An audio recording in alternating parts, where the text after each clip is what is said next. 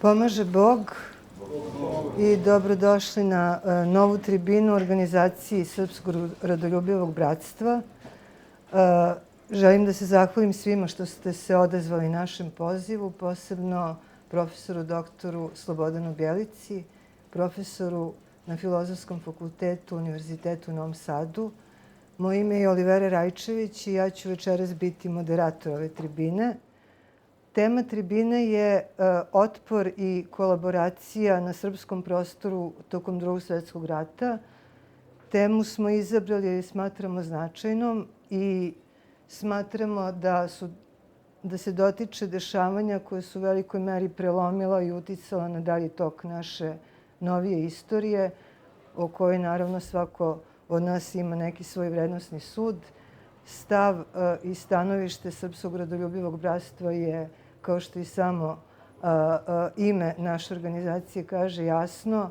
To je srpsko stanovište i na sve gledamo iz ugla isključivo da li je nešto korisno za srpski narod ili nije, a sve drugo nam je sporedno. Pošto je tema preopširna, vreme nam je ograničeno i ja ću reč prepustiti profesoru Bjelici, a vas samo molim ko nije utišao telefon do sada da to učini. Hvala. Časni oče, dame i gospodo, poštovani srpski rodoljubi. Izuzetna mi je čast što sam u prilici da na poziv svog školskog druga Aleksandra Gajića i njegovog rodoljubivog udruženja budem u prilici da se kao neko ko se profesionalno bavi istorijom 20. veka, ko predaje istoriju 20. veka na Filozofskom fakultetu u Novom Sadu, koji je nešto i pisao o ovim temama, da se izjasnimo o ovoj temi koja je ponovo aktualizovana poslednjih nedelja i dana, ko zna iz kojih razloga, koje naše društvo zapravo, kojom se naše društvo zanima unazad nekoliko decenija. A to su otpor i snage otpora i snage kolaboracije u Drugom svjetskom ratu na prostoru Jugoslavije ili ovdje suženo na srpskom prostoru. Pre svega bih želeo da kažem da ovi fenomeni otpora i kolaboracije u Drugom svjetskom ratu nisu specifični samo za ovaj naš balkanski prostor. Dakle, to je jedna šira evropska i svjetska tema. Gde god je bilo rata, gde god je bilo okupacije, bilo je otpora, bilo je kolaboracije, bilo je različitih vrsta kolaboracija, voljnih i nevoljnih, bilo je otpora različitih boja, crvene, pa nekih drugih boja. Dakle, sve je to nešto što je obeležilo i Drugi svjetski rat na prostoru bivše Jugoslavije, odnosno na srpskom prostoru. Dakle, isto ono što je bilo širom Evrope i sveta, s tim što je specifična nacionalna struktura Jugoslovenske kraljevine Jugoslavije uslovila da te podele i da ti odnosi na našem prostoru budu mnogo složeniji i komplikovaniji. Nema teme u našoj istoriji o kojoj se više pisalo nego u Drugom svjetskom ratu. To je sigurno.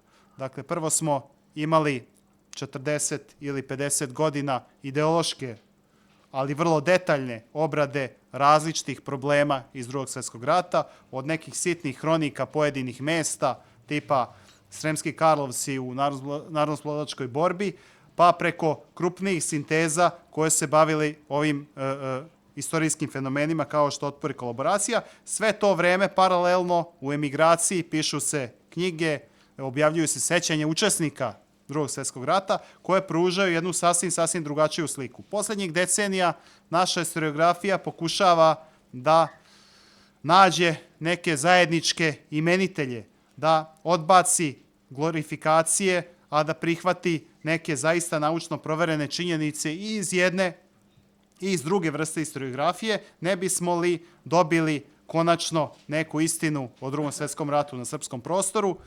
Međutim, to, kao što ste i sami svedoci, vrlo teško ide. Mnogo je ideologije i videli ste i poslednjih dana kako se neke ideološke floskule za koje smo mislili da su ostale davno u vremenu ne čak ni 80-ih, nego i ranijih godina, da su ponovo uživele i izbile na površinu.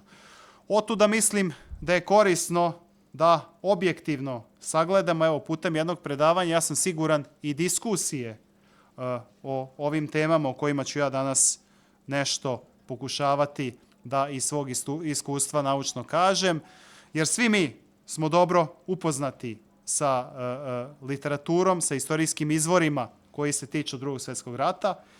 Međutim, nikako da dođemo do nekakvog konačnog jedinstvenog pogleda na te probleme. Pa ćemo eto pokušati danas da se podsjetimo malo kroz ovo moje predavanje i kažem siguran sam diskusiju da se podsjetimo kako je to bilo od 1941. do 1945. na srpskom prostoru, kakve su to sve tegobe snašle srpski narod i kako se srpski narod u njima snalazio. Pa da krenemo od samog početka rata. Dakle, znamo da je aprilski rat neslavno se završio posle 12 dana, da je usledila deoba teritorije Kraljevine Jugoslavije između svih suseda koji su za to bili zainteresovani i jedne monstruozne tvorevine koja se zvala Nezavisna država Hrvatska. Ona je ostatak koji niko nije u tom trenutku, za koji niko nije u tom trenutku pokazao pretenzije, to je bila okupirana Srbija. To je bila teritorija koja se prostirala, nismo mapu stavili, ali svi mi znamo geografiju toliko da ja mogu uprošćeno da kažem, to je teritorija današnje centralne Srbije, bez Vranjskog i Pirotskog kraja koji je pripao Bugarskoj, uvećana za Banat i uvećana za Kosovsko-Mitrovački srez koji je obuhvatao sever Kosova i obuhvatao deo Raške oblasti, to je konkretno samo mesto Novi Pazar. To je prostor koji su Nemci ostavili privremeno nerešenim, dakle to je prostor koji nije imao nikakav državni status, to je bila okupirana teritorija. Na prostoru Evrope imamo još ovakvih slučajeva, recimo slučaj Poljske, ali na jugoslovenskom prostoru nije bilo sličnog, odnosno istovetnog slučaja. Dakle, Nemci, Italijani su svim teritorijama koje su zauzeli, koje su okupirali, koje su nekom dodelili, dali nekakav status, pripojili nekakvoj državi, uključujući ovu takozvanu nezavisnu državu Hrvatsku, i ona je imala status države, jedino Srbija nije imala taj status, to je okupirana teritorija, zato je ispravno o njoj govoriti ne Nedićeva Srbija, nego okupirana Srbija. Dakle, to je teritorija pod okupacijom. Zašto je to tako bilo? Zato što je Hitler imao kompleks iz Prvog svjetskog rata srpskog faktora i on je smatrao da ne sme da se dozvoli obnova bilo kakve srpske državnosti. Kako je to smatrao 1941. tako će to smatrati sve do kraja rata, bez obzira na različite okolnosti i savete koje su upućivani, o kojima ćemo nešto kasnije više govoriti. Budući da je okupirano teritorijom, mora neko da upravlja u onom najosnovnijem smislu, da postoji nekakva žandarmerija koja se stara o radu i miru, o radu i redu, da postoje nekakvi opštinski organi, da postoje nekakve najosnovnije komunalne službe. U Srbiji je uspostavljen takozvani Savet komesara. Bilo je 12 komesara, svaki imao svoj resor, to su bila neka kvazi ministarstva. Na čelu Saveta komesara nalazio se Milan Aćimović, predratni političar iz Stojadinovićeve jugoslovenske radikalne zajednice, koji je imao neke veze i bio sklon Nemcima još iz vremena pre Drugog svjetskog rata. Znali su ga dobro, poverili su mu tu dužnost da obavlja nekakvu vlast na prostoru te okupirane teritorije koje Nemci, ponavljam, nisu dali nikakav status. Ovakva praksa nije čak ni protivna međunarodnim konvencijama, mislim prosto nije se moglo očekivati da će sad okupator dovesti svoje opštinske činovnike, svoje komunalne službe, svoje policajce, da dakle to neko mora da radi i po međunarodnim konvencijama uspostava ovakvog oblika vlasti nije kažnjiva, nije protivno međunarodnom pravu. Međutim, i to bi tako verovatno ostalo sve do kraja rata da nije u leto 1941. godine izbio ustanak koji su podigli prvo komunisti, posle se pridružili četnici, da nije stvorena jedna krupna oslobođena teritorija na prostoru te okupirane Srbije, pre svega u zapadnom delu Srbije i još nekim krajevima, i pokazalo se da ta Aćimovićeva uprava nije dorasla zadatku održavanju reda, da ona ne može nikako da uguši taj ustanak, da umiri narod, i onda su se Nemci setili generala Milana Nedića. Da su oni imali neke kombinacije sa Milanom Nedićem i pre ustanka i pre formiranja Aćimovićeve uprave, na to nas upućuje činjenica da on je bio jedan od retkih ili čak jedini general Jugoslovenske vojske koji je aktivno učestvovao u aprilskom ratu, bio je komandant Južnog fronta, koji nije bio odveden u zarobljeništvo.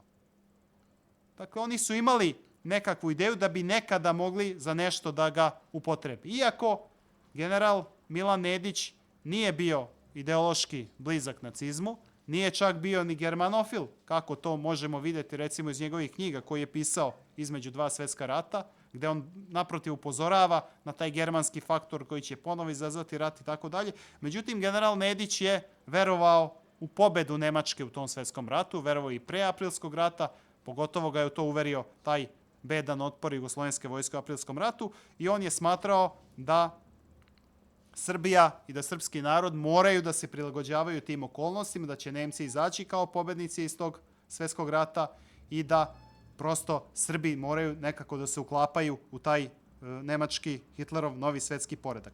Zbog toga je on prihvatio ponudu nemačkih vlasti, vojnih vlasti, da formira srpsku vladu, dakle ne vladu neke države Srbije, to je opet vlada okupirane teritorije Srbije, ali koja bi imala nešto više ingerencije, eto izvala bi se vlada, imala bi i nekakve oružne snage. Dakle, to bi bio neki viši stepen uprave u odnosu na onu Aćimovićevu komesarsku upravu.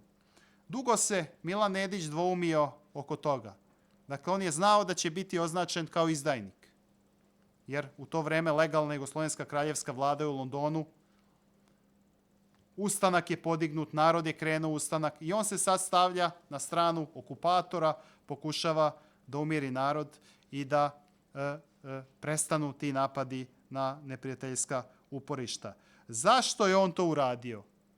Pre svega uradio, vi morate razumeti da se on u tom trenutku nalazi u vrlo teškoj ličnoj situaciji, naime njemu su najbliži rođaci poginuli u onoj velikoj eksploziji u Smederevu, junu 1941. godine. To je jedan starac. Šta sad to njemu treba u životu posle takve lične tragedije? Jedan heroj Prvog svjetskog rata, bivši ministar vojske, se tako bruka. Šta je njega rukovodilo da prihvati tu nezahvalnu ulogu saradnika okupatora, što je nesumnjivo bio? Rukovodile su ga strašne odmazde koje su Nemci počeli da sprovode po Srbiji, kao što svi znamo i za Kraljevo, i za Kragujevac, i za Šabac, i za mnoga druga stratišta, gde su oni po jednoj strašnoj formuli 100 streljati, 100 Srba za jednog poginulog Nemca, a za jednog ranjenog Nemca, pa taman da ga je metak i okrznuo, streljati 50 nedužnih ljudi, najbližih, koji se našli u tom trenutku u obližnjem selu i tako dalje. I to je krenula je ta formula nemilosrdno da se po Srbiji upotrebljava. Imamo još jedan podatak iz memoara njegovog rođaka Stanislava Krakova, koji do duše ne možemo proveriti, ali možemo verovati ili ne, da su Nemci njemu predočili da je on posljednja šansa da jedan Srbin umiri Srbiju, da je Nemcima jako stalo do pozadini Istočnog fronta koji je tek bio otvoren, nemaju takvu situaciju i da ako on ne može da je umiri, pošto Aćimović ne može, ako on neće da se prihvati toga da umiri Srbiju, da će oni podeliti taj ostatak Jugoslavije, to jest okupirano Srbije između Bugarske, između Hrvatske, između Mađarske, pa će onda srpski narod zadesiti mnogo strašnija sudbina nego što ga je snašla. Da li je to tačno ili nije, kaže, mi nemamo potvrdu u nekim drugim izvorima, ali postoji to svedočanstvo da upravo to bilo što je Nedića prelomilo da se prihvati te uloge. On je tu, naravno, imao i neke zahteve u tim pregovorima sa nemačkom stranom. Tražio je da dobije šire ingerencije nego što imao Aćimović. Nešto su mu udovoljili, nešto nisu. Tražio je da se prošire granice Srbije, pre svega na prostor Srema i na prostor Istočne Bosne. Nije mu udovoljeno ni tome, to je više puta u toku rata tražio lično od Hitlera kad se s njim sastao. Međutim, Hitler je generalno imao politiku da se za vreme rata takva pitanja ne otvaraju, jer su sve njegove saveznice, Hrvatska, Mađarska, Rumunija, Bugarska, imala neke međusobno sporove i on sad kad bi tu krenuo u toku rata da menja granice, onda na šta bi to, ko zna na šta bi zašlo. Dakle, on je to ostavio za vreme posle rata, ali ono suštinsko što je tražio Nedić da Srbija dobije u tom novom evropskom poretku koji se stvarao, kako je on video da će stvoriti status države, to Hitler nije hteo da odobri, ponavljam, zbog toga što je imao kompleks iz Prvog svjetskog rata kao rođeni Austrijanac, kao nemački vojnik, te neke srpske opasnosti srpske državotvorne tradicije na Balkanu. Nešto su se dakle pogodili, nešto se nisu pogodili. Nedić je formirao posljednjih dana leta formirao je tu svoju vladu.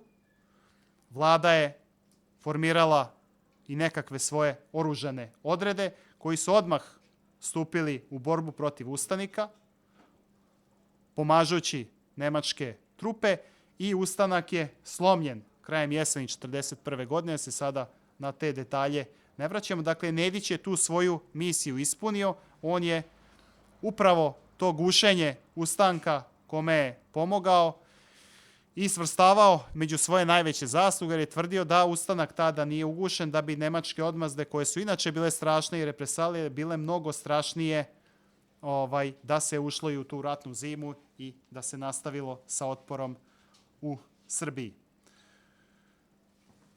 Sada bih, pošto vreme nekako teče brže nego što sam mislio da će teći, preći ću na sam otpor, pa možeš onu prvu prebaciti, pa ću se vratiti posle Nedićevu vladu i na ceo taj sistem vlasti koji nije bio nimalo homogen. Recimo, samo da kažem, dok kolega to ne namesti, da je sama Nedićeva vlada bila sastavljena iz, grubo rečeno, 3 nekakve celine. Jedno su bili visoki oficiri, generali, pukovnici, Nedićevi bliski prijatelji u kojima on imao najviše poverenja. Druga grupa su ovi Aćimovićevi ljudi koji su prosto prešli iz saveta komesara u Nedićevu vladu. I treće su članovi zbora Dimitrija Ljotića, Nedićevog rođaka, ali ne i istomišljenika. Dakle, to je onaj drugi tip kolaboracija, koja je Nedićeva kolaboracija bila nevoljna i ideološki ne bliska. Ljotićeva kolaboracija to jeste bila. Dakle, Ljotićeva stranka Zbor i njihova ideologija se uklapala u taj neki sistem desno-totalitarnih ideologija, francuske akcije, italijanskog fašizma, nemačkog nacizma, sa nekim razlikama međusobnim, koje su oni još pre Drugog svjetskog rata razvili tu svoju ideologiju. Blisko su sarađivali sa nacističkom partijom, nacističkom vlašću i pre rata, da bi onda u ratu Ljotićevi ljudi zauzeli neka mesta vlade, on sam nije, kao ljudi od najvećeg poverenja Trećeg rajha. Sad ćete pitati, pa zašto onda Ljotiću nisu dali da bude predsjednik vlade? To što Ljotić nije uživao ugled u narodu. Nedić je uživao ugled u narodu. On je bio heroj Prvog svjetskog rata, bio je iz ugledne porodice, bio je ministar jedno vreme neposredno pre izbijanja rata. Dakle, nalik na maršala Petena u Francuskoj. Isto kao što Nemci u francuskoj višijevskoj francuskoj vlast nisu prepustili nekim svojim ideološki bliskim ljudima, prepustili su nekome u koga narod ima poverenje i ko može da deluje propagandno mnogo snažnije nego jedna ličnost koja je osvajala 1% na izborima pre Svetog rata, mislim na Dimitrija Ljotića. Ali vratit ćemo se mi, verovatno tokom diskusije, i na ove teme. Sada bih rekao nešto o otporu. Kakav se to otpor javlja i otkud otpor u Srbiji 1941. godine? Pre svega bih želeo da kažem da jedini, odnosno iskonski pokret otpora u Srbiji je bio ravnogorski pokret Draže Mihajlovića. Dakle, Draža Mihajlović posle kraja aprilskog rata, posle okupacije zemlje, odbija da prizna tu okupaciju, odlazi u šumu, odlazi na Ravnu goru, kao što znamo, formira svoj štab sa namerom da, kako je on govorio, kada kucne čas, odnosno kada Nemcima pođe loše na velikim frontovima, podigne ustanak i oslobodi zemlju. Do tada je on planirao da bude u ilegali, da bude u gerili, da širi mrežu svojih pristalica, svojih saradnika, svog pokreta i da ga aktivira u pravom trenutku, dakle onako kako i svaka vojnička logika i nalaže. Međutim, desilo se da su se dvojica saveznika u tom trenutku, Staljin i Hitler, da se nisu dogovorili oko podele sveta i da je Nemačka verolomno prekršila onaj pakt Ribbentrop-Molotov, napala kao što znamo 22. juna Sovjetski savez, počela operacija Barbarossa. U tom trenutku Stalin aktivira sve komunističke partije u Evropi, dakle svima daje nalog, napadnuta je prva zemlja socijalizma, odmah krenite vi u akcije kako biste nama olakšali položaj. U tom trenutku stupa na istorijsku pozornicu i partizanski pokret ili narodno-oslobodilački pokret, zapravo pokret koji su organizovali komunisti, sa dvostrukom namerom, naravno da se bori protiv okupatora, ali i da tokom te borbe protiv okupatora sprovede društvenu revoluciju i preuzme vlast na prostoru okupirane Kraljevine Jugoslavije. Komunisti su imali drugačiju logiku nego što su imali Dražini četnici. Dakle, oni nisu imali vremena da čekaju. Napadnut je Sovjetski savez. Oni nisu digli ustanak u ovom trenutku kada je okupirana Jugoslavija. I pitanje je da li bi digli i kada bi digli, jer nije došlo do ovog rata Nemačko-sovjetskog. Oni su digli ustanak u ovom trenutku kada je napadnut Sovjetski savez. To im je bio partijski zadatak. I oni nisu žalili života, nisu se obazirali na ove presalije, dakle njima je u interesu bili, oni su se svojski trudili da što više ljudi na prostoru Jugoslavije stupi u partizanske redove, da se bori protiv Nemaca i drugih okupatora i da odvlači trupe sa istočnog fronta. Naravno, stvarajući oslobođenu teritoriju, tu uvodeći nekakve preteče sovjetske vlasti i tako dalje. Pojava ovog pokreta, neočekivana pojava ovog pokreta, promenila je i kurs Dražine politike. Dakle, nije on više imao šta da čeka, jer onako narod malo i osramoćen tom aprilskom katastrofom, kada se pojavili neki ljudi koji pružaju otpor i koji se hrabro bore protiv okupatora, kao što su radili partizani, počeli su masovno, posebno omladina, stupaju u partizanske redove. I on je smatrao da u takvoj situaciji koju nije očekivao, da će on biti potpuno marginalizovan od strane ovog suparničkog pokreta otpora i da on mora se aktivira. I to je razlog zašto se i on aktivira u leto 1941. godine, mada je njemu kao iskusnom vojniku svakako bilo jasno da on tu šanse, da ni oni partizani šanse nikakve nemaju, jer je nemačka sila u tom trenutku bila tako jaka da je lomila Crvenu armiju i terala sve do Moskve, a kako neće nekakve ustanike na prostoru okupirane Srbije i šire Jugoslavije. Tako se i desilo. Taj ustanak, čim su Nemci malo ozbiljnije trupe doveli na prostor Srbije, taj ustanak je vrlo brzo slomljen, dakle i četnički i partizanski. Tu već dolazi u tim danima do nesuglasica između četnika i partizana, do nesuglasica koje su imale korena i u predratnom periodu, kada jasno je bilo da su partizani pre svega komunistički pokret, a da je četnički pokret se zalaže za obnovu starog sistema Kraljevine Jugoslavije. Snažne su bile ideološke podele, ne samo u našem društvu, nego uopšte u evropskom društvu. Dakle, to je nešto što mi danas ne možemo da zamislimo ovo vreme i raznoraznih političkih preletanja i šta se sve dešava, da je neko spreman da pogine za ideologiju. Ne da izgubi posao ili ne znam šta, nego da pogine za ideologiju.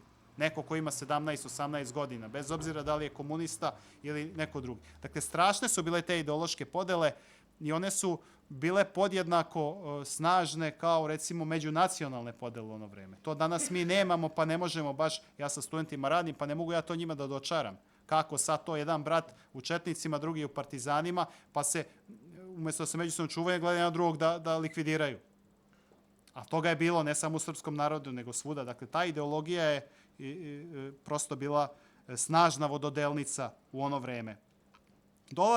Dakle, imate jednu potpuno haotičnu situaciju. Imate nemačku kaznenu ekspediciju koja kreće otprilike od gore, ako imamo sad kartu, a nemamo, od Save i Dunava, pa da sve dole do Užica da sabija ustaničke odrede i jedne i druge.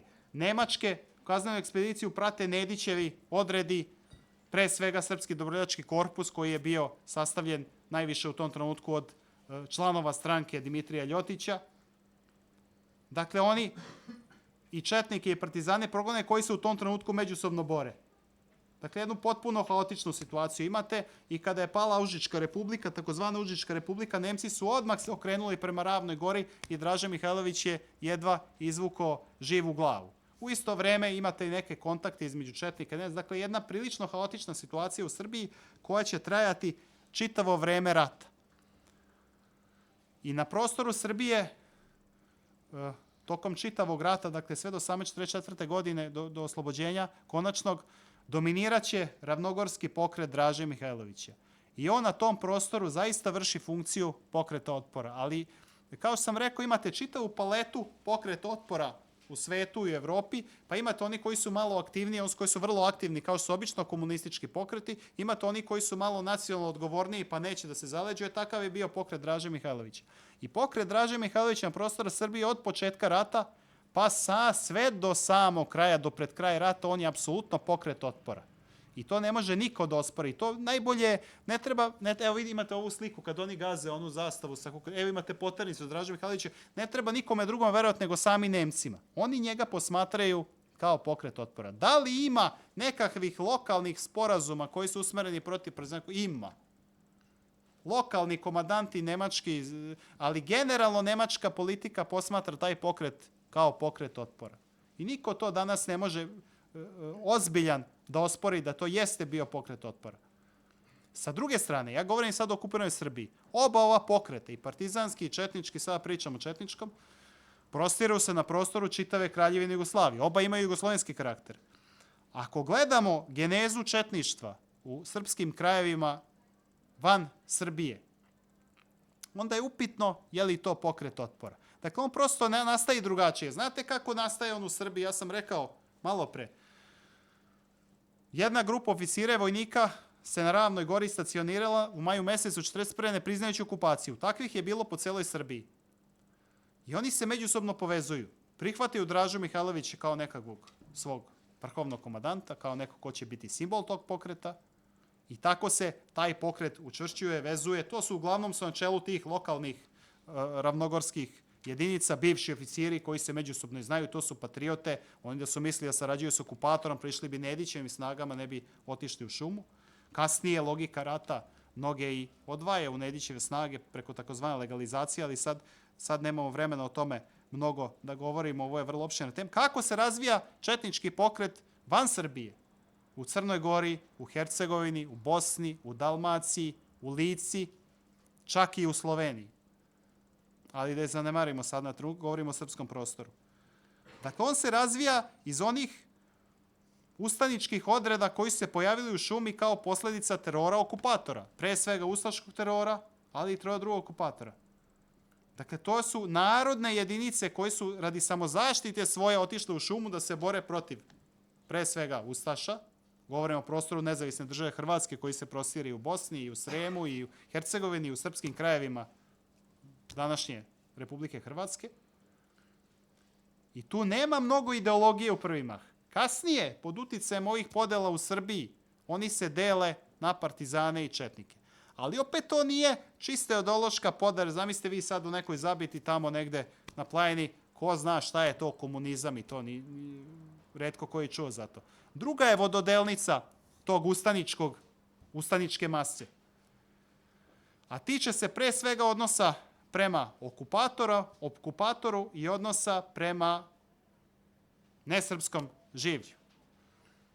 Dakle, jedna grupa ustanika koja će se vezati za komunističku partiju i koji će uglavnom voditi lokalni komunisti i biti integralni deo kasnije partizanskog pokreta, oni se zalažu za beskompromisnu borbu protiv svakog okupatora i protiv Ustaša i protiv Nemaca i Italijana, isto onako kao što su radili i u samoj Srbiji. I s druge strane, ističu tu jugoslovensku koncepciju, dakle, prihvatit ćemo u naš pokret i Hrvate, i muslimane, i sve druge koji žele da se bore protiv okupatora. Druga polovina ili drugi deo ustaničkog tog jezgra van Srba, van Srbije, smatra da biološka opasnost srpskom narodu dolazi od ustaša Ante Pavelića. A pokazalo se da Nemci, a još više Italijani, nisu ni blizu nemilosrdni koliko su ustaše, čak u mnogim slučajima Italijani štite srpski narod od ustaša i da nema logike da se u tim strašnim uslovima genocida koji je otpočeo srpski narod okreće oružje protiv onoga ko te štiti i ko te realno jedini može u tom trenutku zaštititi.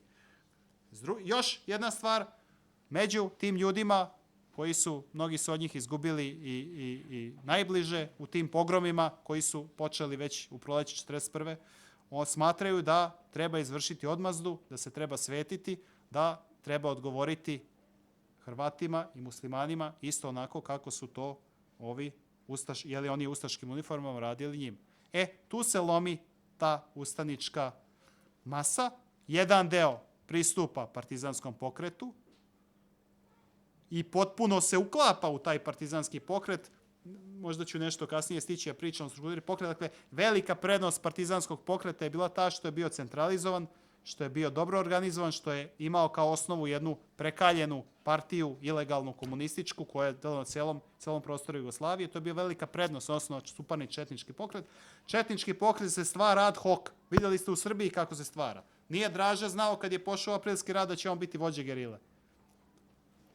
Mnogi ga i ne slušaju od njegovih komandanata, ni u samoj Srbiji, a kamoli van Srbije, gde oni, ti četnički lokalni komandanti od Popa Đujića, Dinarska divizija, preko Pavla Đurišića u Crnoj Gori i čitav niz takvih komandanata, samo formalno priznaje Dražinu komandu, u stvari vodi neku svoju politiku, a ta njihova politika je sličnija Nedićevoj politici u Srbiji nego ovoj što je bila Dražinom tom otporu.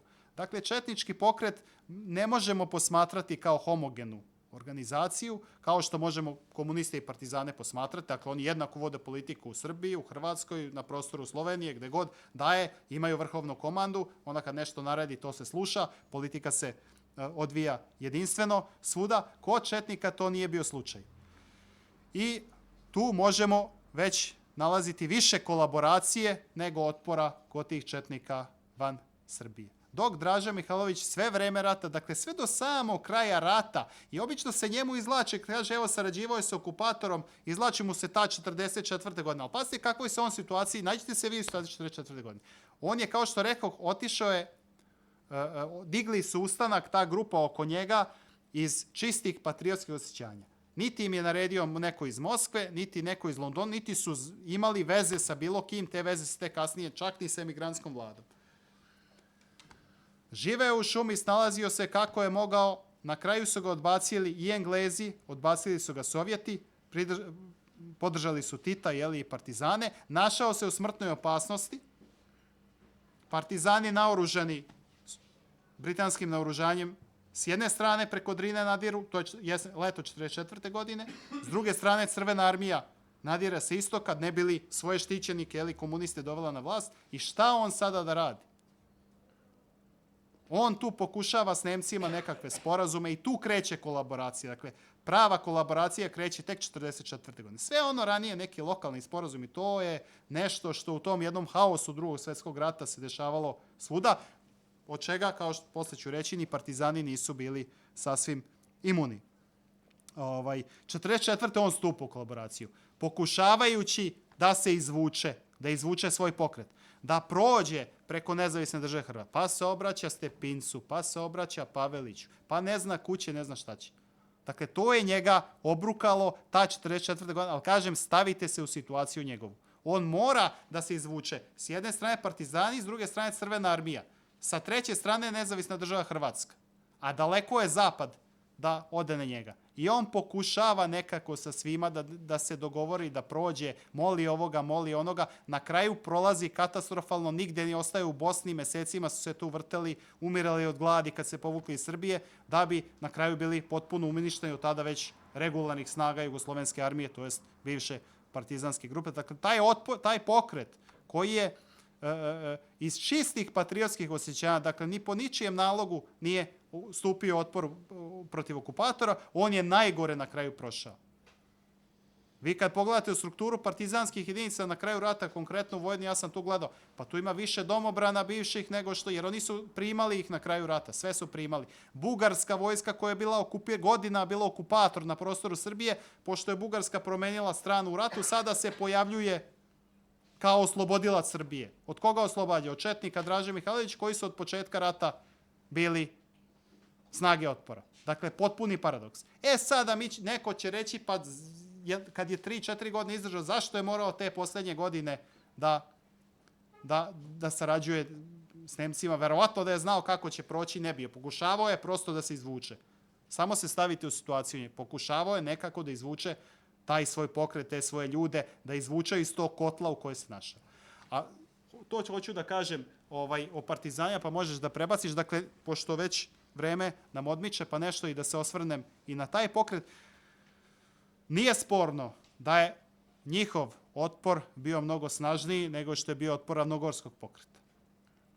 Ali, postoji jedna epizoda koja se zove Martovski pregovori u Zagrebu 1943. godine. To je epizoda koja je bila jedna od najstrože čuvanih tajni Titove Jugoslavije. Dakle, o tome se nije smelo pisati, Đilas je pisao pa je išao u zatvor zbog toga. A Đilas je to znao iz prve ruke. O čemu se radi? Kada se partizanski pokret otpora našao u sličnoj situaciji kao što se Draža našao 1944. godine. A to je bilo proleće 1943. godine, čuvena bitka na Neretvi, operacija Vajšvart. Dakle, opkoljeni sa svih strana. Sa mogućnošću da će im se Englezi iskrcati još na Jadran i dovesti četnike na vlast kao što su Sovjeti doveli partizane. Pokušavajući da se izvuče iz tog kotla, Tito šalje svoje najbliže saradnike Koču Popovića, Vladimira Velebita i drugi u Zagreb na pregovore sa nemačkom komandom da se neprijateljstva prekinu, da je situacija nezgodna i za Nemce i za partizane u tom trenutku, da je izgledno da će se Britanci iskrcati na Jadran, što se nikad nije desilo, ali oni to tad nisu znali, da ukoliko se Britanci iskrcaju na Jadran, da nema sumnje da će četnici biti instalirani na vlast, da će četnici i oni koji sarađuju u tom trenutku ovi van Srbije sa Italijanima i Nemcima će okrenuti oružje, dakle to je svima bilo jasno protiv okupatora, i da postoji nekakav zajednički interes sad između Nemaca i partizana da prekinu se ta neprijateljstva. Pa čak taj nemački general koji je objavio, ne postoji zapisnik sa tih pregovora, ali taj nemački general koji je tu pregovarao ostavio je memoare i posle rata ih izdao. On kaže čak da mu je neko od tih, da li Kočapović, rekao, kaže mi smo spremni ako se Britanci iskrcaju Jadran da se odmah stupimo u borbu protiv njih. Dakle, to je više, to Draža nikad nije rekao mi ćemo sada se borimo protiv Crvene armije, nije se borio tako. Dakle, ali, to kasnije, kažem, dugo je bila čuvana tajna, onda kad je to malo izašlo na videlo, ti martovski pregovori, 43. onda se govorili zvaničnici Jugoslavije, pa to je ratno lukavstvo, nismo mi mislili ozbiljno da sarađujemo s Nemcima, nego samo da se malo izvučemo. Pa dobro, ali ono što Draža radi, nije li to isto ratno lukavstvo? Ne, to je saradnja, kolaboracija i tako dalje. Dakle, eto, toliko još jednu stvar sam hteo da kažem, a to su državni projekti. Zašta se bore? Zašta jedni sarađuju, a drugi se bore protiv okupatora, neki manje, neki više? Zašta sam izvalio? Rekao sam vam nešto o Nedićevoj koncepciji, dakle, on je to govorio sve Srbija. Ovo što on ima, to je Srbija, a on želi da se stvori jedna sve Srbija, dakle, jedna veća Srbija, proširena koliko god može da se proširi. Ta Srbija bi se vratila na one korene pre 1918. godine. On je smatrao i ideolozi njegovog režima koji su mahom dolazili iz redova Ljotićeve organizacije. Oni su smatrali da su sva zla krenula po srpski narod onog trenutka kad je stvorena Jugoslavija, to je bila istorijska greška, da to treba promeniti, da se treba vratiti u svakom smislu, ne samo državno pravno na ono vreme od pre Prvog svjetskog rata, nego u ideološkom smislu. To treba da bude jedna seljačka zemlja, tradicionalna, konzervativna, da treba i na sferi prosvete, kulture vratiti se nekim korenima srednjovekovnim i tako dalje, odbaciti sve novotarije koje je donela Jugoslavija, ne sama Jugoslavija, nego to vreme međuratno, dakle i taj uticaj zapadnih zemalja, Francuske, Britanije i tako dalje, to sve treba odbaciti i vratiti se starim korenima. Dakle, proširiti Srbiju i vratiti je na ono što je zamišljeno imaginarno nekada bilo, ako je to tako tada bilo. Zašto se bore četnički pokret Draže Mihajlovića? Četnički pokret Draže Mihajlovića kad je stupio u dejstvo, kad je otišao u šum, oni nemaju politički program. Naprotiv, oni preziru političara. Oni smatraju da se, to su oficiri, oni smatraju da su političari krivi što je Jugoslavija tako prošla u aprilskom ratu. I oni nemaju izgrađen program. Međutim, kada jedna grupa članova Srpskog kulturnog kluba, pre svega Dragiša Vasić, Stevan Moljević, kad oni se okupe na Ravnoj gori i počnu uticati na Dražu Mihajlovića na to jezgro, u smislu svoje ideologije, a ta ideologija se bazira na onom konceptu homogene Srbije koje je Stevan Moljević koncipirao u junu 1941. godine, potresen tim događajima i genocidom koji je počeo srpskim narodom. Dakle, onda i četnički pokret neformalno usvaja tu strategiju, nikad formalno, ali vidi se da on sprovodi. Kakva je to strategija? Šta je homogena Srbija? Dakle, kako kaže Stevan Moljević u tom svojem projektu, treba kazniti one koji su ogrešili o srpski narod, pre svega Hrvatsku, a potom i ove druge susedne zemlje koje su Albaniju, Mađarsku i tako dalje, Bugarsku, koja se već počela da vrše genocid nad srpskim narodom, treba stvoriti veliku Srbiju, on to kaže homogenu Srbiju, koja bi se prostirala od današnje Makedonije pa sve do negde blizu Zagreba, da sad ne crtam tu granicu kako je on to zamislio. Ta Srbija bi morala biti homogena tako što bi iz nje bile proterane nacionalne manjine. Ona mora biti homogena. Samo Srbi mogu u njoj živjeti, jer ovi drugi su se ogrešili o Srbe i nema im tu više mesta. Onda kad se stvori jedna takva Srbija, ona može stupiti u federalnu zajednicu sa Hrvatskom, to je to malo što bi Hrvatska ostala, i sa Slovenijom, koja bi mogla čak biti uvećena. Četnici su imali simpatije prema Slovencima i sami Slovenci su jednim delom istupali u četničke redove, ali pošto nas pričamo o srpskom prostoru, onda nećemo mnogo, a prosto i Srbi i Slovenci nikad nisu imali nikakvih spornih pitanja međusobno, tako da takvu Jugoslaviju su dopuštali, gde se znaju granice Srbije, da ta Srbija bude velika i da ta bude homogena Srbija. Kažem, nikada to četnički pokret nije usvojio, ali gde su pokrenuli da rade na homogenizaciji Srbije, to se videlo iz događaja u Sandžaku, u istočnoj Bosni, gde su sveteći se za ono što su ustaše radile to isto muslimanskom življu pre svega, naravno u mnogo manjoj meri nego što su to ustaše činile Srbima. Ali je toga bilo. To je pred kraj rata te 1944. kad Draža počinje totalno da luta i u vojnom i političkom smislu on se odriče i te ideje, vraća se ideje jugoslovenstva, pa na kongresu u selu Bat stvara neku jugoslovensku demokratsku narodnu zajednicu, pa čak formira u svojim redovima i hrvatske jedinice, to su bivši domori. Dakle, to je sve vreme lutanja. I sam Draža Mihajlović je rekao na suđenju, ja sam upao u svetske oluje i mene su te oluje nosile. Nije se on tu najbolje snalazio, nije on bio možda taj kalibar, dakle njega je sticaj okolnosti izbacio na čelo tog pokreta. On nije bio predviđen da vodi gerilu. I moguće je da je bilo i sposobnijih oficira koji bi se tu bolje snašli, koji i politički i vojno, a pre svega politički. Sad neću da pričam njegov odnos, recimo, prema zapadnim saveznicima i Titov odnos prema zapadnim saveznicima. Kad dođu strane misije u Titov štab, onda on njega vodi po restoranima, po toj oslobođenje teritorije, sve im daje ugodnosti, a Draža se svađa s njima, preti da će ih pobiti i tako. Dakle, on kao ličnost je moguće uticao da taj pokret prođe tako kako je na kraju loše prošao. Kažem, prošao je nezamislivo loše, s obzirom na to prvi pokret otpora na toj Jugoslaviji, da oni posle ispadu kao najveći izdajnici. Treći pokret, komunistički pokret, zašto se on borio? Naravno, za društvenu revoluciju, to smo vidjeli, za uvođenje socijalizma, za komunistički sistem, pogledom Sovjetski savez, to je sve izboreno, to je protokom vremena propalo. Kao svi, šta je ostalo jedino kao nasleđe te partizanske borbe u današnje vreme, osim spomenika, imena ulica, grobova i tako, to sad to ne pominjem, niti mi to smeta, nešto. Ostale su ove međurepubličko-pokrajinske granice. Dakle, komunistička partija se od predratnog vremena zalaže za redefinisanje jugoslovenske države pod parolom da u Jugoslaviji, Kraljevini Jugoslaviji vlada velikosrpska hegemonija. Dakle, to nisu oni smislili. To je iz Moskve diktirano iz Kominterne, iz nekih geopolitičkih razloga. Jugoslaviju treba razbiti. I do kraja 20. do početka 30. godina važi ta parola o razbijanju Jugoslavije koja je konkretizovana na Drezdenskom kongresu, kad je kongres KPU, koji se održavao u Drezdenu jer su bili zabranjeni, doneo odluku da se Jugoslavija ima razbiti, da treba Mađarima prepustiti Vojvodinu, Albancima Kosovo, formirati, nezavisnu Hrvatsku, nezavisnu Crnu Goru i tako dalje.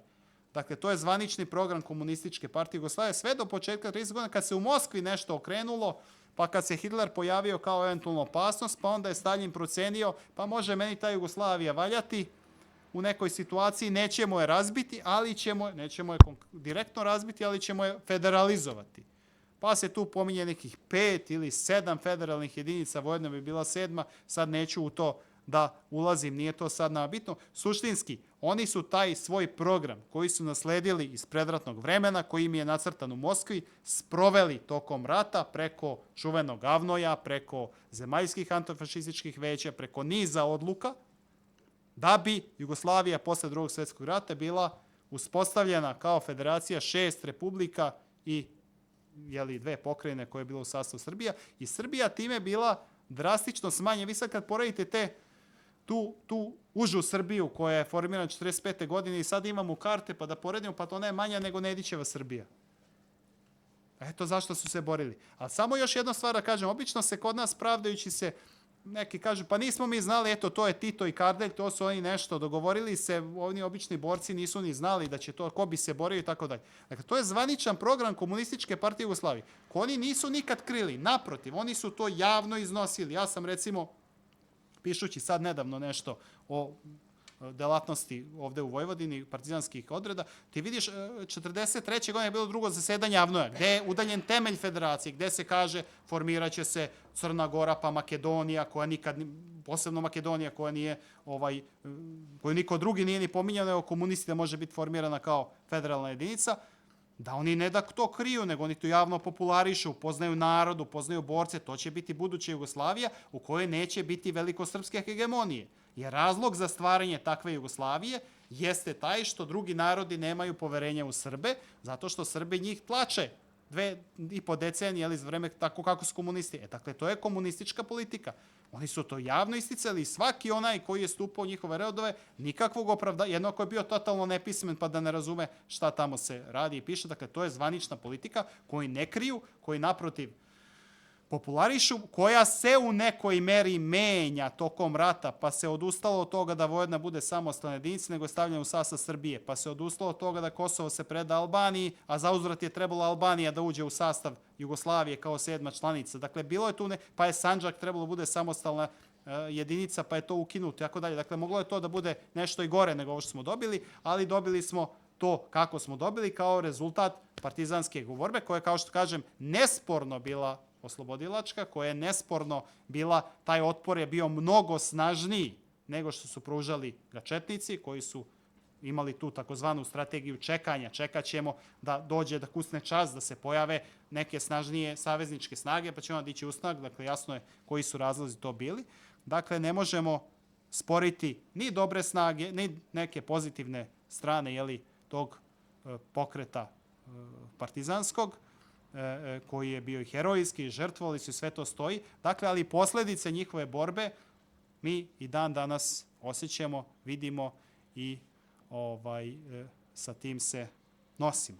Eto, već je sat vremena prošlo, ja mislim da je to dosta za početak. Mogao bih još 2 sata da pričam koliko je nama ova sala slobodna, ali su me iz tehnike upozorili da nemamo baš kapaciteta, je li tako? A ja mogu i da nastavim ako vi nemate ništa da pitate. Ako imate vi nešto da pitate, ja ću radije da... kako Gajić kaže? Ako Gajić kaže... Evo, ima nekih pitanja? Reci, Vojo. Inače, Voja nam je ove slike ovako lepo, da bude interesantnije. Kartu. To si trebali iz škole odneseš. Ako može malo fokus da se baci na period komunističke saradnje sa Nemcima do početka napada na Sovjetski savez, jer je Stalin dao direktivu francuskoj komunističkoj partiji, kad je Nemačko okupiralo Francusku, da oni ne smiju nikakav otpor da daju i da moraju da pomažu. Da. Nemcima, da su oni to aktivno pomagali, da su radili kao prevodioci, potkazivači, čak i ona slika je iskočila, nisam mogu da nađem potvrdu da su igrali fudbalske utakmice sa njima. Da, tu ima, naravno, ta saradnja neiskrena. Jer Hitler zna da će vrlo brzo da ih napadnu, ovi slute da će da zarate Nemački Sovjetski savez, pa skupljaju oružje, pa se pripremaju za partizansku borbu. Ta saradnja jeste neiskrena, ali je bila, dakle, to je, kažem, neki neutralni period. Kada su na najvišem nivou, dakle, između Hitlera i Staljina postoji taj dogovor i on se onda odražava na sve komunističke partije. Pazite, Komunistička partija Jugoslavije nije samostalna politička organizacija do one svađe Tita i Staljina. Ona je sekcija Kominterne. Dakle, kao što vi sad imate neku stranku u Srbiji, ajde sad to je pretranuto, pa imate njen pokrajinski odbor. Pa on ima neku autonomiju, ali mora da sluša šta mu kaže onaj, šef stranke. Tako je bila svaka komunistička partija u svetu. Dakle, ona je sekcija Kominterne, dakle, njena je glava u Moskvi. iz Moskve i tako je bilo sve do 48. do raskida sa Staljinom. Dakle, to je jedna generalna koncepcija svih partija. Sada sarađujem s Nemcima, ne verujemo mi njima mnogo, skupljamo oružje što je pobacala Jugoslovenska vojska, može nam zatrebati u trenutku kada napadnu Sovjetski savez, napali su pre nego što su očekivali, ali ta saradnja je prosto, ne znam da li bih nazvao, jedan suživot je postojao. Dakle, nisu jedni druge dirali to i verovatno ne bi dugo još jedni druge dirali dok nije izbio ta operacija Barbarossa. Eto. Ako neko ima pitanje, samo nek digne ruku, mu damo mikrofon. Evo, ajde redom ćemo ovako. Priča se čita da je prvo osnovna komunistička partija Hrvatske, svesna da bi onda takva ušla u sastav Pazite ovako, komunistička partija Jugoslavije osnova 1919. 20. menjala ime i sad tako. Kako oni menjaju svoj odnos prema Jugoslaviji? Tako menjaju strukturu partije. U trenutku kada su zamislili Jugoslaviju kao federaciju, onda osnivaju komunističke partije Hrvatske i Slovenije. A recimo Vojvodina ima svoj pokrajinski komitet, Makedonija ima, dakle, preko strukture komunističke partije vi možete pratiti kakva će biti država kad oni dođu na vlast. Dakle, to je vrlo jasno. I čak u nekim konkretnim situacijama, recimo razgraničenja između federalnih jedinica, ja sam sad bio u Vukovaru, ovi Srbi su me tamošnji zvali, pa držao neko predavanje, pa znam konkretno po pitanju Srema, kako se gde je šiitski srez, iločki srez, gledalo se kojoj partijskoj organizaciji pripada, da li Hrvatskoj ili Vojvođanskoj, to će kasnije federalnoj jedinici pripasti. Dakle, to je upravo na tragu te politike očuvanja redefinisanja Jugoslavije. Dakle, Tito, ja sad opet vraćam se kao ovi naši političari, dakle, nije tu Tito najodgovorniji, svi oni snose jednaku odgovornost, on je vodio to, ali on sigurno nije pisao ustave i takvim stvarima se bavio. Dakle, komunisti kad dođu na vlast, oni prosto preslikavaju tu svoju partijsku strukturu na državnu strukturu, na državnu organizaciju. Pa tamo gde je bio pokrajinski komitet kao u Vojvodini, tu ćemo napraviti pokrajinu. Gde je bio centralni komitet, tu ćemo napraviti republiku i tako. Dakle, sa nekim modifikacijama u toku rata nešto menjaju, ali generalno to je to. Otuda ta komunistička partija Hrvatska. To je znak, najava da će hrvatsko nezadovoljstvo između dva svjetska rata pre svega potiče od toga što su oni izgubili autonomiju, dakle, izgubili su svoju državnost koju su imali u Austro-Ugarskoj, nekakvu, nešto su imali. U Kraljevini Jugoslaviji nema ništa, ali nema ni Srbija ništa, to je jedinstvena država. Hrvati se ne mire s tim, traže da se obnovi, da imaju nešto, da dobiju nešto i komuniste najavljuju, evo, imate centralni komitet koji će kasnije da, iz toga će se razvije Hrvatska federalna jedinica, iz toga se i razvila Hrvatska federalna jedinica. Izvolite. Dobro večer. Da li možete da nam kažete nešto o brojnosti samih tih navedenih pokreta i kako se to kretalo tokom tih ratnih godina? Ja vam više mogu reći nešto o nastavnoj strukturi, jer brojevi su jako sporni. Dakle, to su kasnije naduvavali, mislim, kao i uvek, kao i brojevi žrtava. To je teško reći koliko je, ne znam, korpusi, brigade, koliko je tu bilo ljudi. A ono što je interesantno, naravno, kako rat odmiče, tako to partizanski pokret i sve brojniji i brojniji, ali ono što je interesantno, do negde kraja 1943. godine, dok se nije prelomilo rat kako će završiti, dok se nije Stalingrad prošao i sve to, kad se vidjelo da će Nemci izgube rat, do tada je partizanski pokret svuda, ne samo u Srbiji, nego i u Hrvatskoj, i u Bosni i Hercegovini, ne računam sad Sloveniju, naravno, ovo je specifična, dakle, to je srpski pokret. To je gotovo isključivo srpski pokret. U tragovima se može naći neki Hrvat ili musliman, obično u rukovodećim strukturama, dakle to su oni komunisti ideološki organizovani koji su zbog toga ušli u rat. Jako teško ide, iako se oni trude da i svojom praksom da privuku ne Srbe u svoje redove. Ali to jako teško i do trenutka kad se rat lomi. Onda kad se vidi polako kako završiti rat, onda to ide masovnije. Ali do 1943. oba pokreta su gotovo isključivo srpski. Iako oba formalno imaju jugoslovensko obeležje. Narodno-slovačka vojska Jugoslavije, ovo je jugoslovenska vojska u otadžbini. Ali struktura je srpska. A brojevi, to sad teško. Ali da su naduvavali su. Izvolite. Dobro večer, poštovanje. Zašto su saveznici, u ovom slučaju Englezi, odlučili da okrenu leđa Draži i da podrže partizane? Pa to je pitanje, večito pitanje. To još nijedan istoričar nije dao potpuno odgovor na to pitanje. Više je nekih indicija šta je sad tu njih motivisalo da podrže pokret koji im ideološki apsolutno ne sklon. Dakle, jasno je bilo da će posle Drugog svjetskog rata, kad padne nacizam, da će se svet podeliti na dva dela, da će jedno biti zapadne demokratije, će drugo biti komunističke države, će između ta dva pokreta doći do nekog, kao što smo vidjeli, srećom samo hladnog rata i nema nikakve logike da Britanci podržavaju onaj pokret koji će da Jugoslaviju odvuče na drugu stranu. Međutim, Britanci su vodili politiku u Drugom svjetskom ratu takvu koja je zapravo išla u pravcu da se što manje Britanija ima žrtava, da svi drugi imaju što je moguće, da drugi ginu za Britaniju. I pošto se na istočnom frontu strašno mnogo ginulo, a oni nikako nisu se upuštali ni u kakve ozbiljne akcije, osim u Severnoj Africi, koja je više romantizovana nego što je bio ozbiljno ratovanje, i Staljin je stalno tražio da se otvori taj drugi front u Evropi, koji je otvoren tek u junu 1944. Normandije. I onda Britanci, plašeći se da će Staljin da se, kao što se posvađao s Hitlerom, se pomiri sa Hitlerom, pa da sklope separatni mir. Dakle, oni se toga plašili i morali su nešto da mu daju zauzvrat. Pa su mu dali Jugoslaviju, pa su mu dali Poljsku i tako dalje. Dakle, nečeg su morali se odreknuti. Drugo tumačenje, dakle, to je jedno geopolitičko tumačenje. Drugo što je također interesantno, to je tumačenje da je Churchill nekako osjećao da Tito nije lutka u Staljevim rukama, kao što su bili drugi komunistički lideri.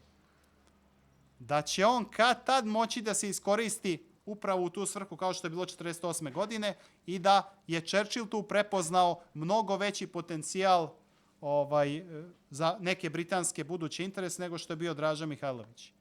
Treće, to što su se zaista partizani mnogo više borili, da su mnogo više gubitaka nanosili, da ipak to nešto doprinosilo mnogo više savezničkoj ratnoj stvari nego četnička uglavnom neaktivnost. Dakle, tu negde u tom trouglu tih interesa se može tražiti rješenje zašto su oni odrekli Draže Mihajlovića i prihvatili nekoga koji im je komunistički. Imate on čuvenu anegdotu kad je britanski ministar spoljnih, a Churchill je vodio tu politiku. Amerikanci nisu bili toliko isključivi, ali su prepuštali Evropu Britancima pa se nisu mešali. I onda kad je to Churchill počeo da menja politiku, da odbacuje četnike, da prihvata partizane, kaže mu ministar spoljnih poslova Eden, pa kaže, dobro, gospodine predsjedniče, ali vi ne znate da će Tito uvesti komunizam u Jugoslaviji? Ovo njemu govori, gospodine, ili imate vi nameru posle rata živjeti u Jugoslaviji?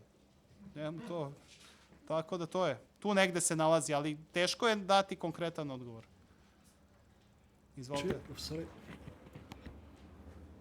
Što kažu, atentat na kralja Aleksandra. Da li je to početak rasturanja Jugoslavije, kraljevine? Da li to? Da, 90 godina. Da. To je to. Samo da bi... On je bio usmeren, on je u tom pravcu bio usmeren, ali nije rasturio. Obično tako kad neka ličnost, pa kao što i sa Titom, i za Tita se govorilo kad umre raspaće se Jugoslavija. Raspala se, ali malo kasnije. Dakle, obično kad se desi tako neki tragičan događaj, dobro, Titova smrt, on je već bio star, ali teško je to narod primio, a ovo je bilo, kralj Aleksandar bio mlad i ubijen, to je bio šok za Jugoslaviju. I onda je to homogenizovalo narod. Čak vidite recimo u Zagrebu kad taj voz prolazi, pa koliko je masa izašla, prosto su ljudi žalili nekoga kad tako mlad umre.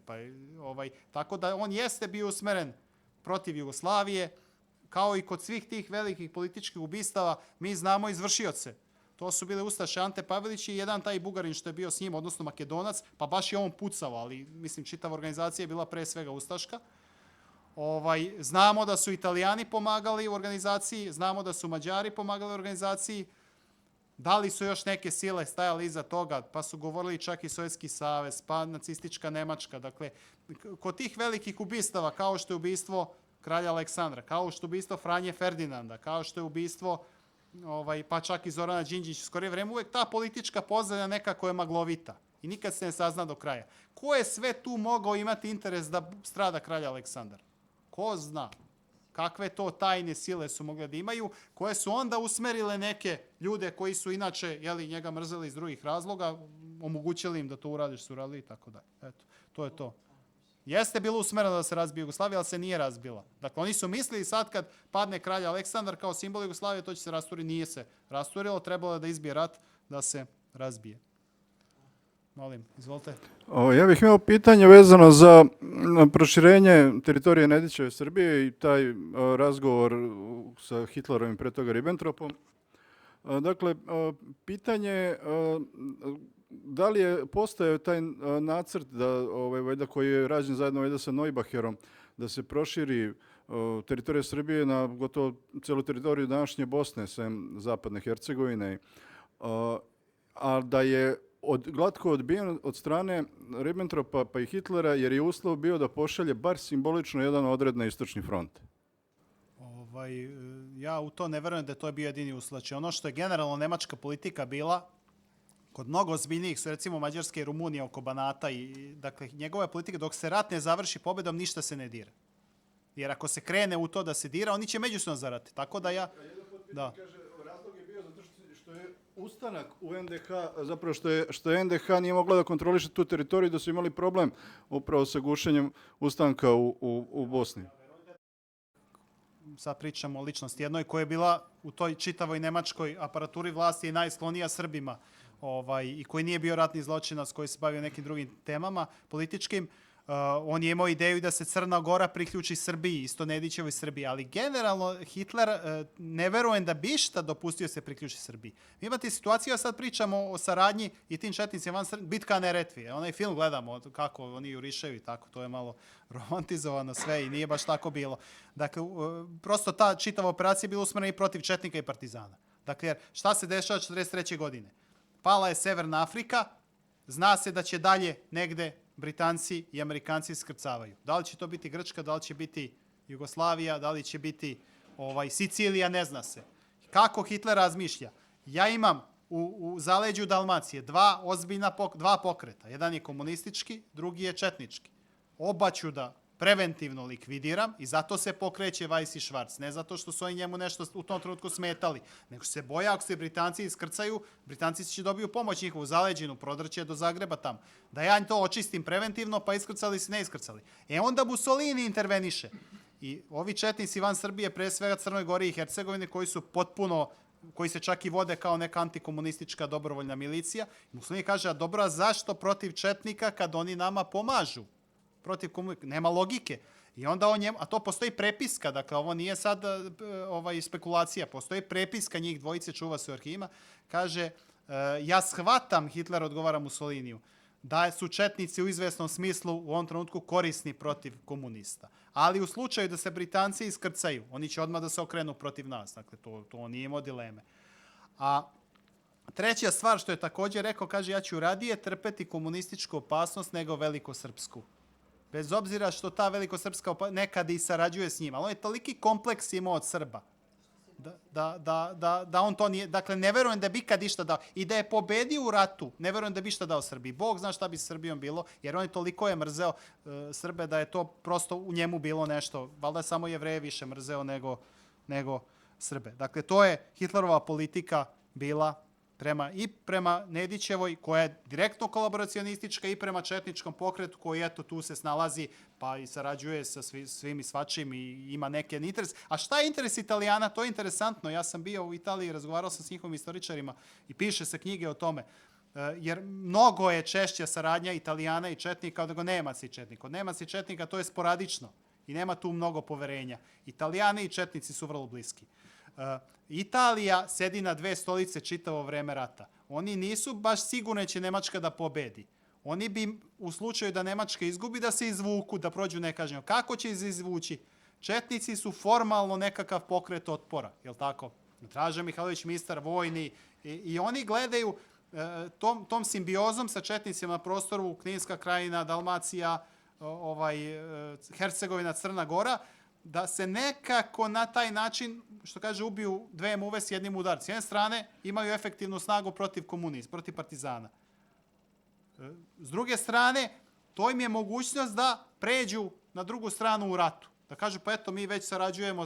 Dakle, to je italijanska, dakle, jako je komplikovan, jako je kod tu širok splet tih okolnosti, da bismo mi mogli, time ću i završiti, ako nemate više pitanja, ako imate, nastavit ću, šta je suštinski kod nas greška i u javnosti pa historiografiji? Ne može se posmatrati crno-belo. Ovo su pozitivni momci, to je jako komplikovan taj drugi svjetski rat u celini, pa posebno prostor Jugoslavije gde je toliko međunacionalnih odnosa zapletenih, ideoloških, političkih, raznoraznih interesa, da to ako posmatramo crno-bele, ovi su samo sarađivali, ovi su se borili, to nećemo doći do prave istine.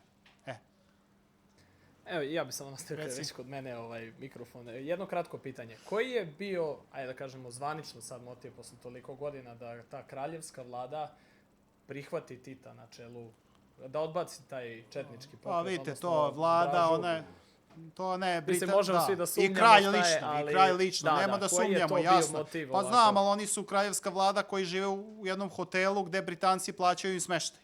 Evo, otprilike kao ovaj hotel veliki. Znači, moraju slušaju šta im se kaže. Inače, izgubit će egzistenciju. I tu se neki malo više operuju, neki malo manje opiru. Kralj je bio vrlo mlad, 18-19 godina, kad je izašao iz zemlje. Manipulišu s njim, to su sve iskusni Churchilli. Onda su mu obećali, ajde, ostaćeš ti kralj, samo se odrekni Draže, pa ništa od toga. I on se odrekao Draže i tako. To je motiv bio. Dakle, oni su vlada na papiru. Kakva vlada? To je grupa ljudi koji izdržava britanska vlast. Eto, to je to. Ja bih imao samo jedno. Meteža rata taj drugog svjetskog je već poznato i tu nema sad nešto mnogo, mislim, crno-bela slika je nemoguća. Međutim, kada podvučemo sad liniju u ovom momentu u odnosu na onu rane godine posle drugog svjetskog rata i te zločine komunista koji su rađeni prema Srbima i srpskoj, to je nekoj preživoj eliti, ako išto i preživelo, da li u ovom momentu možemo da kažemo da se politički Srbin može Da li se može biti politički Srbin i komunista u ovom momentu? Ko je vaš? U ovom momentu? Da. Da, to sad... Pa ja mislim samo da vas... Dakle, oni su te svoje zločine vršili na prostoru cijele Jugoslavije. Dakle, od Makedonije gore do Blajburga. Dakle, to su sve zločine ideološki motivisani nad svim koji može biti potencijalna opasnost. Da li je on sveštenik pravoslavne crkve, da li je fratar u zapadnoj Hercegovini. Dakle, to je razlog zašto oni to vrše. Sad, da li se može biti politički Srbin, ja ne bih čak te zločine stavio u prvi plan, ja bih stavio prvi plan onu strukturu federacije kakvu su oni napravili. To ni Maček nije tako pravio federaciju pre drugog svjetskog rata. On je bar Makedoniju i Crnogoru. U tom smislu ja bih se zapitao kako sad jedan Srbin razmišlja kako stupa u taj pokret, u tu partiju. Znači, očigledno mu nije stalo do toga mnogo. Više ga vuče taj socijalna ideologija, izjednačit ćemo, neće biti socijalnih razlika. Dakle, teško je nama, vraćam se ono što sam rekao, da razumeti tu ideološku podeljenost koja je postojala u čitavoj Evropi. Španski građanski rat. Dakle, ideološki čisto rat. Tamo nema ovakvih podela kao u Jugoslaviji. Dakle, ta ideologija u tom trenutku socijalna zasenjuje ove međunacionalne razlike nacionalnog čovjeka. Dakle, to je sve nešto što motiviše nekoga. Njemu je sad u tom trenutku bitno da se izjednače te socijalne razlike kako su komunisti obećavali, a ne šta će, koliko će imati republika i pokrajina, to sad je u drugom planu. Tako on razmišlja. Sad, iz današnje perspektive mi to možemo da kažemo, pa kako jedan Srbin mogao da priđe tom pokretu? Mislim, mnogih i dalje u našem društvu koji... Pa dobro, da, sad danas je to sve. Da. Reci Voju. Moj drugi iz gimnazije. Klasne razlike... Da li su klasne razlike u Srbiji bile izraženije u odnosu na druge republike kada je komunistički pokret bio toliko popularan? Ne, u Srbiji on je najmanje bio popularan. Inače su... Ali sad ste rekli da su najviše Srbi učestvovali u komunističkom pokretu. Ali Srbi van Srbije. Ne Srbi, Srbijanci. Srbi van Srbije. Znači, to oni daju snagu, pokretačku snagu tom partizanskom pokretu. Sad sticaje okolnosti, njega Ustaše zapale selo, otišao u šumu, naišao partizane, ušao u partizane, ne znao šta je komunizam. I tako u Sremu je toga bilo. Dakle, Srbi van Srbije pre svega. U samoj Srbiji oni nisu imali mnogo uporišta, sve do 1944. godine. Dakle, tu caruje ravnogorski pokret. I prosto komunizam se unosi Srbije sa strane, dakle, preko Drine. Da, a inače u Srbiji su najmanje bile socijalne razlike možda, mnogo strašnije je bilo u Crnoj Gori i sad zamislite tamo i Hercegovina i ta glad, a gleda neko kako ima mnogo, pa onda njega to motiviše, ide da se bori da nešto i on ima i tako. To, mislim, teško je nama danas, duše i danas su socijalne razlike, ali nisu... Dobro. Kod mog dede su dolazili Slovenci u nadnicu, što spavali u škali. Da, može Ne znam, biti. to nije danas isto, upravo te socijalne razlike. Služe Bogu, imamo sirotilje ovaškog glasa za ove čićane što su sada na vlasti, radi interesa i, ajde kažem, određeni rodoljubi kojeg nigde ni nema na sebi. Dobro, evo ima rodoljuba. Ali dobro, nemoj sad... Kažem, kolaboracija u tom smislu opšteg naroda koji je tu, zbog čega, zbog 50 eura, zbog... Pa vidi, evo ja sad ću ti nešto reći. To nije bilo i tada. Pa je, vidi, narod je takav. Jeste, ja sad ću ti reći, ja sam nešto radio, pošto je fama je nije bilo četnika u Vojvodini, to je, svi ćete čuti, međutim nije baš tako, nije tačno, ali nije posle vojna formacija, ali postala je tajna organizacija i sad taj jedan četnički komandant šalje Draži Mihajloviću poruku situaciju u Bačkoj. Inače u Bačkoj ni partizan nije bilo, prosto takav je teren da tu ne može biti nekog otpora ozbiljnog. I pita kakvo je raspoloženje u srpskom... Pa dobro, ravnica je, pazite, u Sremu je Fruška gora, zašto Srem ima Fruško, lakše je biti, kako ćeš biti partizan u ravnici, ili šta god, pružati otpor. I četnički oficir jedan šalje depešu Draži Mihajloviću o stanju u narodu, kako oni procenjuju. Kaže, 10% je za komuniste, 10% za nas, ostali čekaju da vide ko će pobediti. Eto, ono vreme. Vidjet ćemo ko će pobediti. Ima li? Reci. Ne može. Današnjeg vladara neću današnji da diram. Ništa pominjati. To sledeće tribina pa neko političar. Ja sam istoričar. Možeš, naravno. Ovako istorijsko. Dobro. Vojvodinu ne spominjemo. Odnosno, jako malo se zna. Sad si rekao da li je bilo uopšte nekih otpora što mađarskim fašistima, što Nemcima, što Ustašama. Samo Srem ozbiljno. Ovo ostalo, to je bilo u tragovima. Dakle, takav je teren pre svega. Dakle, vi imate ravnicu i u Bačkoj i u Banatu. Oni su pokušali 41. komunisti dignu ustanak, ugušen je u momentu bio, jer to prosto ne može da se opstane u ravnici. A Fruška gora je zato raj bio za partizane. Ali s tim u vezi moram još to pitanje. Koja je bila svrha povlačenja tog fruškogorskog odreda na Majevicu? Da, sad ulazimo u neke detalje. Ali povlačenje je bila, dvojaka je bilo. Prvo, mnogo lakše im je bilo opstati u istočnoj Bosni nego u Sremu, jer pazite Srem gde se nalazi Fruška gora, komunikacije, Ustaše svaki čas ne ilaze u šumu i tako dalje, ipak je ovo istočna Bosna. Dalje, drugo, šta se dobija time? U to vreme četnici su prevladavali u istočnoj Bosni i time se lomi kičma četničkom pokretu istočnoj Bosni. Dakle, i to nije tajna nikakva.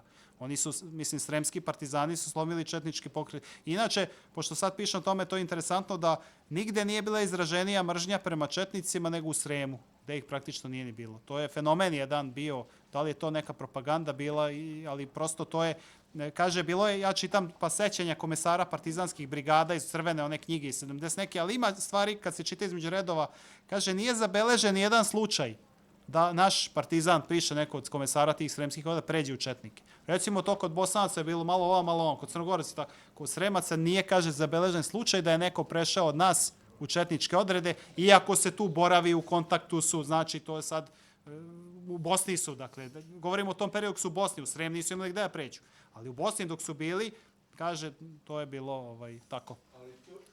Tiralo je li tako većom odmaznom, bio sam baš nedavno u crkvi u Ledincima, tamo je stradanje 43. je bilo, dakle kad su oni otišli, u 42. su negde otišli u Bosnu. Znači ostavili su praktično ovde na čistini i manastire i narod. Ne, nisu oni mogli dok su bili tu da zaštite u toj meri. Nisu. Naprotiv, sve te odmazde, većina tih odmazda u Sremu upravo posledica delovanja partizanskih odreda. I u Ledincima, konkretno slučaju Ležimiru i sve to.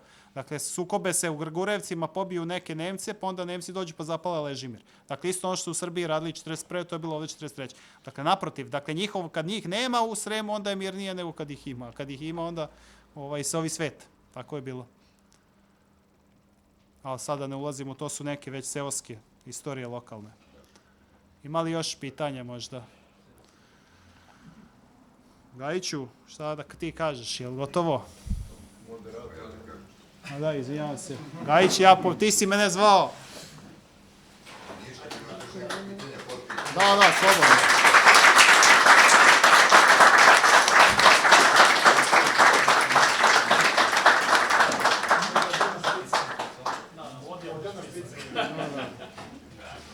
vam svima što ste prisustvovali.